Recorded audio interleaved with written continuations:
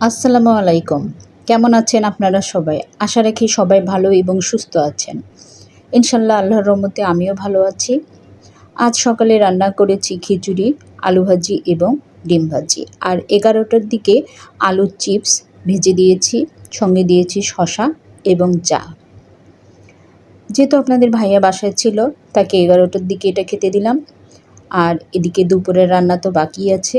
দুপুরের রান্নার জন্য প্রস্তুতি নিচ্ছি। এই জন্য রান্নাঘরটা একটু পরিষ্কার না করে নিলেই নয়। তো আমি রান্নাঘরটা একটু পরিষ্কার পরিচ্ছন্ন করে নিচ্ছি।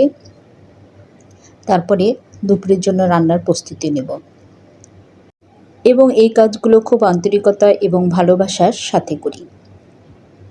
তো সব কিছুই আপনাদের সঙ্গে শেয়ার করব। আমি গ্যাসের চুলাটাও পরিষ্কার করে নিলাম, এদিকে ম্যাজিক চুলাটাও পরিষ্কার করে নিয়েছি। এদিকে হচ্ছে পাতিলে আপনার পানি গরম তুলে দিয়েছি ভাত তুলে দেওয়ার জন্য। আর গ্যাসের চুলায় কড়াই বসিয়ে দিয়েছি তরকারি রান্না করব, সেই জন্য। দেখুন এক হাতে কত কাজ করতে হয় আমাদের মেয়েদেরকে।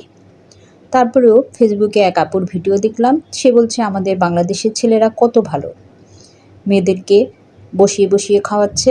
তাদেরকে বলে না যে যাও বাইরে গিয়ে তুমি রোজগার করে নিয়ে আসো। যদি এরকম হতো তাহলে আমাদের দেশের মেয়েরা নাকি বুঝতে পারতো যে রোজগার করে খাওয়াটা কত কষ্ট। তো আপনার জন্য বলছি, আমি প্রায় 7 বছর চাকরি করে এসেছি বিভিন্ন প্রতিষ্ঠানে। আর এনজিওতে চাকরি করা মানে যে কত প্রচুর কাজের লোড নিতে হয় সেটা মনে হয় আপনার জানা নেই।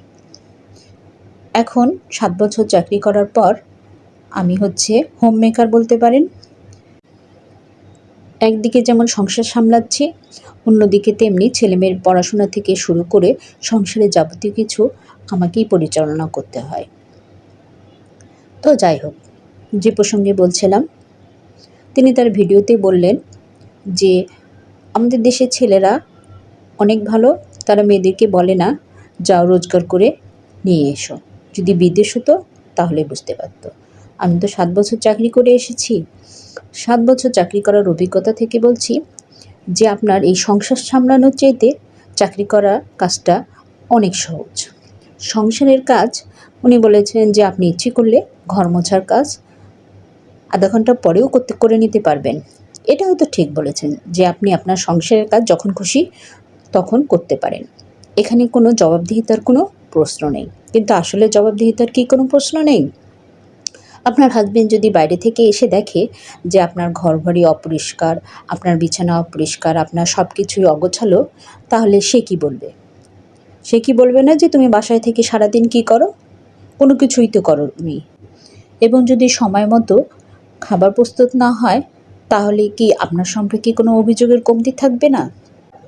চাকরির ক্ষেত্রে আপনার কাজ সময় মতো না হলে সেখানে অভিযোগটা থাকে অফিসিয়ালি। আর বাসার ক্ষেত্রে আপনার কোনো অফিসিয়ালি চিঠিপত্র হয়তো আপনাকে খেতে হবে না বা আপনাকে শোকজ করবে না, কিন্তু তাই বলে আপনার সম্পর্কে যে তার কোনো অভিযোগ থাকছে না সেটা কিন্তু নয়।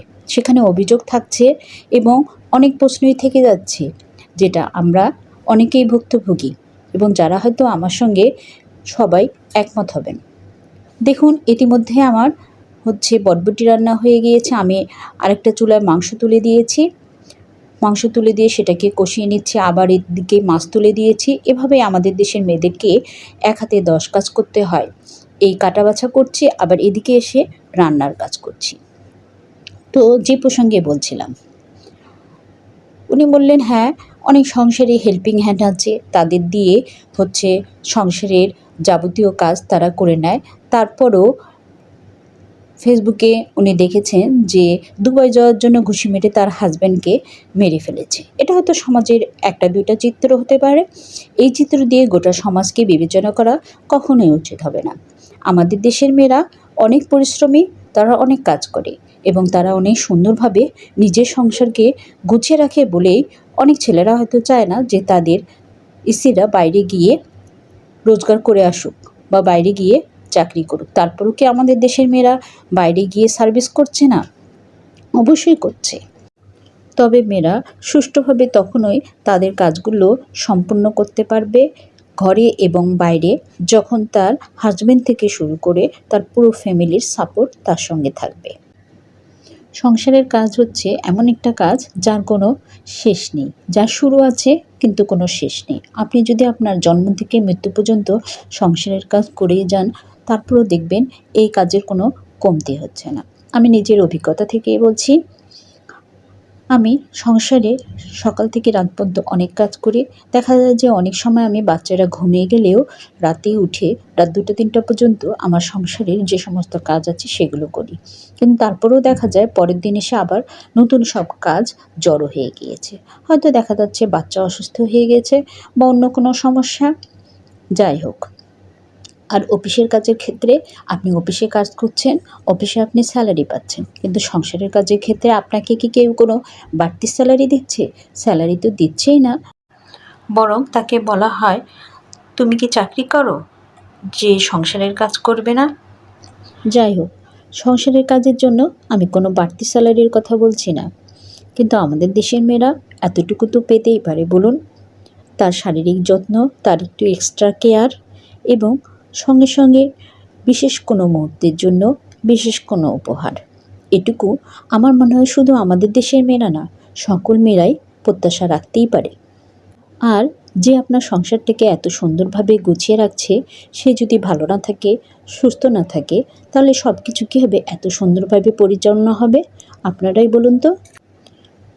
আমি এখানে পুরুষদের মোটেও অসম্মান করছি না, বা তারা যে আমাদের সংসারের ক্ষেত্রে অবদান রাখছে না সেটাকেও ছোট করে দেখছি না। তারা অবশ্যই অনেক বেশি পরিশ্রমী এবং তারা অবশ্যই অফিসিয়ালি কাজ করে আমাদের এই সংসারটাকে সুন্দরভাবে পরিচালনা করার জন্য। আর আমাদের এই সংসারটা তখনই সুখের হবে যখন স্বামী স্ত্রী দুজন মিলে একটা সংসারকে সুন্দরভাবে পরিচালনা করার জন্য যাবতীয় কাজকে সুন্দরভাবে মানবন্টন করে তারা নেবে। পরিশেষে সকলকে একটা বিষয়েই আমি একটা রিকোয়েস্ট, আবদার বা অনুরোধ, যাই বলুন না কেন, সেটা করতে চাচ্ছি। সেটা হচ্ছে 3টে জিনিস আপনাকে অন্ততপক্ষে অবশ্যই খেয়াল রাখতে হবে। প্রথমত নিজের সুস্থতা। আপনি যদি নিজে সুস্থ না থাকেন, তাহলে আপনার সংসারকে আপনি ভালোভাবে পরিচালনা করতে পারবেন না এবং কোনো কিছুই সুষ্ঠুভাবে সুসম্পন্ন করতে পারবেন না। আর দ্বিতীয়ত, আপনার বাবা মায়ের খোঁজ খবর রাখুন। তারা কেমন আছে, তাদের কোনো কিছুর প্রয়োজন কিনা সে সম্পর্কে জানুন। যাদের বাবা মা তাদের সঙ্গেই থাকে, তারাও তাদের বাবা মারকে সময় দিয়ে তাদের সঙ্গে কথা বলে জানার চেষ্টা করুন তাদের কোনো কিছু লাগবে কিনা। আর যাদের বাবা মা তাদের ছেলে মেয়ে হয়তো চাকরি খাতিরে বাইরে আছে, তারা অন্ততপক্ষে মোবাইল করে তাদের খোঁজ খবর রাখুন। আর সবশেষে আপনার ফ্যামিলিকে সময় দিন, মাঝে মাঝে তাদেরকে বাইরে বেড়াতে নিয়ে যান এবং সুন্দর একটা মুহূর্ত কাটান। তো দেখুন, ইতিমধ্যে আমার সবগুলো রান্না হয়ে গিয়েছে। যেহেতু আপনার ভাইয়া প্রায় 1 সপ্তাহ বা 3 দিন 4 দিন পর পর বাসায় আসেন, সেজন্যই অনেক কিছুর আয়োজন করেছি। আয়োজনের মধ্যে ছিল খিচুড়ি, ঢ্যাঁড়স ভাজি, মাছের তরকারি, আলু ভাজি, এখানে রান্না করেছি বরবটি ভাজি, শুটকির তরকারি, গরুর মাংস। সুপ্রিয় ভিউয়ার্স, ভিডিওটি ভালো লাগলে অবশ্যই চ্যানেলটি সাবস্ক্রাইব করবেন। সেই পর্যন্ত সবাই ভালো থাকুন, সুস্থ থাকুন। সবাইকে অসংখ্য ধন্যবাদ।